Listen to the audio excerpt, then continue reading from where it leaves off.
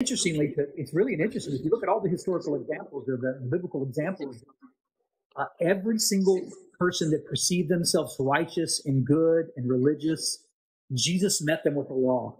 He literally doubled down on the law to them and presented the law to their face to show them their sinfulness. It was those that were broken and recognized their sinfulness that he gave grace and mercy. So it's interesting that Jesus did have this different way that he talked to people. For those who knew they were sinners, he met them with grace and mercy. For those who were self-righteous and hypocritical, he met them with very harsh words sometimes. Literally the law. Yes. There's a rich young ruler. He says, you got to do it all. He says, who is good but God alone? He says, you got to do everything. You got to keep every one of the commandments. Absolutely. And that's a very, very different thing. And so, like, you're going through the motions, you're doing the rituals, you're tithing your mint, your cumin, your dill, you're tithing all those things, but you've neglected the weightier matters of the law. And Jesus says, you've neglected mercy, you've neglected justice, you've neglected grace. And so when we encounter these people, I think it's important for Christians to listen, call them out publicly.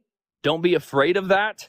And like if they respond to it, the Bible says, listen, you've won your brother. If you call them out, you reason together, you work together, you've won your brother. But if they don't respond, shake the dust off your feet.